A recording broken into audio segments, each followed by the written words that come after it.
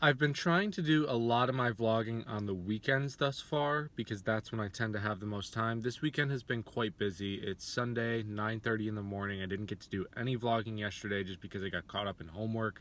Was watching the Harry Potter marathon with some friends. But today I'm going to go and record, hopefully do some vlogging today. I might end up going home at some point today. Not really sure yet. But in about a half hour here, I'm going up to meet my friend Ted, who also goes to school with me, and we're going to record a podcast that he does. Ted has a YouTube channel, and Ted is actually one of the reasons that I really actually started to vlog. As I said in my first episode, I've wanted to vlog for a really long time. I've taken inspiration from people like Casey Neistat, Jesse from Prank vs. Prank, who does his own thing with daily vlogging now. David Dobrik is not really an inspiration of mine, but I like his vlogs. I've always watched these people and thought, man, I would love to do that. I would love to have this many people watch my videos. I would love to be this successful at doing one specific thing, doing videography specifically. But for some reason, I always was like, no, I could never reach that point. And that may be true, that may be false. But Ted was one of the people that made me want to vlog because he does a lot of vlogging and a lot of video creation on his YouTube channel. He's got, 100 some videos up right now. And I think it's really admirable when someone who's a little bit more closer to you and closer to the viewership you're bringing in is publishing that many videos. And just seeing Ted do that was really something that made me want to make videos myself. So Ted and I actually met up and bounced a couple ideas off of each other and had a really good conversation. And I'm about to go on his podcast, and I love podcasts, so that's awesome. And a lot of the podcasts I've done in the past have been sports podcasts, so I haven't really been able to talk about a lot of the things, the concepts I like. Ted's is a little bit more casual and less focused, so I'm sure some of the things that I want to talk about will come up. Be sure to check out that podcast. The podcast should be on Ted's YouTube. I'll link it down in the description. Hopefully it's up by the time I publish this video. But anyway, yeah, check it out. Check out Ted's channel because I think Ted makes a lot of cool videos and has really, if you go back in the beginning and watch some of his older videos, you can see that he's certainly grown in a lot of areas.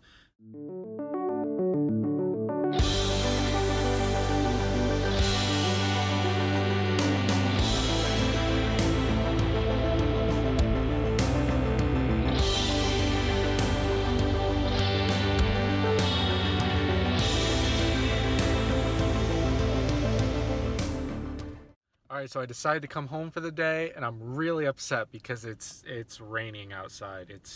You probably can't see it, but it's raining, and that's really sad because part of the reason I wanted to come home was to get some sick drone shots, and it's not gonna happen. It looks like it's gonna rain all day, and it's gonna be wet, and don't want my drone to get wet or hurt in the storm. But anyway, I finished up the podcast with Ted and came straight here. The podcast went great. He talked about some really cool topics, and some movies and music and stuff, and it was just awesome. It was a really good podcast. Go check it out. Should be up by the time this video is up because I don't think I'm gonna be able to edit this until next week, but seriously, go check out that podcast. I think it was a really great conversation, and I think you'll enjoy it. So anyway, going to enjoy the rest of this rainy day at home with family. Finished up a whole bunch of work yesterday, which allowed me to come home today, which is always awesome. What to do with what? My hair.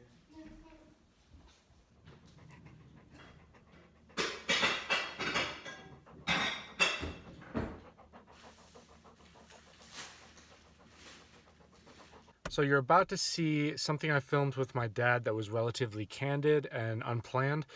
So I wanted to preface it a little bit and just explain what was going on here. My dad is a high school physics teacher. He takes part in a master teacher program with the state. He goes to conferences once in a while, and he was just at first talking about someone who was talking about climate change at the conference and his thoughts and kind of just reiteration of what was said in that the presentation, and also some things he does with the teachers. And then we got into some other just interesting topics of conversation that I thought were relatively valuable. So Dr. Matthias Voulet, I'm probably pronouncing that wrong, and he talked about the science of climate change impacts, uncertainties, and challenges ahead.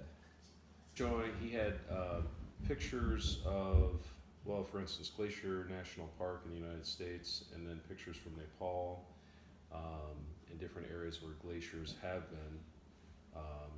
There was pictures pictures from, say, 20, 30, or even one picture was from around 80 years ago, where the 80-year-old picture was from Glacier National Park from, well, it was around 1932, and the glacier was clearly there. Somebody had cut in a spot so you could sort of walk into the glacier, and they showed that picture. You could see the mountains in the background, the landscape, etc. Showed a picture from recently, and that glacier is completely gone. And with people in Nepal and areas around glaciers where they might not have a regular supply of water, they would go, and ice, to preserve food and to just have drinking water and water for use. They would go and get ice from the glaciers, and those glaciers have moved away from them, far enough away that they either have to follow the glacier or they have to just move somewhere else. Like when I think about global warming, and when we like talked about it in school, like in high school and stuff, it seemed like they're always like, oh well, we're like New York City's gonna be underwater, or like parts of Florida are gonna be underwater. But he was kind of talking about the actual like impacts of people that are closer to the glaciers.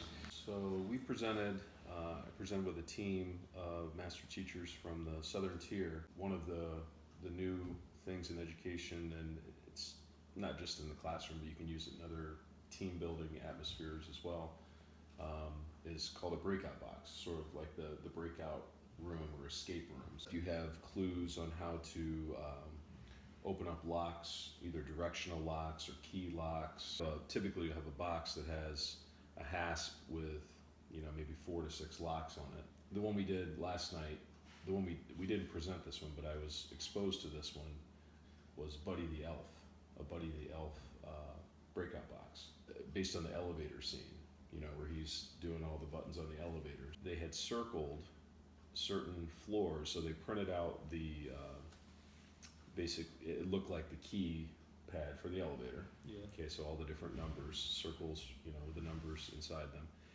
And it looked just like that. It was actually on 2 pages. You put it all together. It's pretty long, and then you're looking at it thinking, what does that mean? It shows a picture of from the movie of Buddy the Elf on the elevator, just to remind you about that scene. And you're looking at it. Also inside is a UV light. So you take the UV light, and if you shine it, so you have to think about doing this. But you shine it on the numbers, and certain numbers are circled so that they shine with UV. They're made with a UV pen, a UV reflective pen. So with the UV light on them, certain numbers, maybe 8 of all 100, were illuminated. So then you have to then figure out that if you go in order, the direction that you follow is the direction of the directional lock. So it has 4 different spots that you go. So if you follow it in order, you go, up, right, whatever. Yeah. And then, but they could have done it backwards too. They could have done it from the top down. So those are things that like teachers are supposed to take back and do in the classroom, like with their students? They could, yeah. What we gave them in the resource folder, provided them with, was all the materials, even the shopping list for the locks and things on Amazon, that they would need to do the Waves breakout box.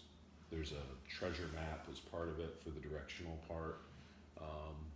There's a part where you set up a phone number to call in and get a clue. They would have, for some of the things, they might have to modify it slightly, but we gave them the actual documents or access to them, so they could actually modify. I'm always impressed. This is Saturday afternoon, and I know it's a conference and people have come that are interested, but these are 50 teachers that were really into it. I mean, they were into it because it's going to be something that they can bring to their classroom and enjoy. Yeah, it took me until I didn't really ever realize that you got a paycheck from your job, because I thought, like, for most of my life that you were just going to school because you like to go to school. Teaching is one of those things that you really, really, really enjoy. it's not going to be great all the time, Yeah. but you either enjoy it and you want to do it and you know that it's what you're supposed to do, and or it's just a job, and I can't imagine it being just a job. I wouldn't want that. I was listening to this podcast with this author, Ryan Holiday, and he says that Isn't he a baseball player too? I mean, it's different Ryan Holiday. Yeah. He's talking about how when he tries to motivate people to like shoot for their goals and stuff, he spends like 10-15 minutes trying to convince them to quit and just stop. Yeah. Because his thing is like, if he can convince you that quickly that you should just stop, Right. then you probably don't want to do it anyway.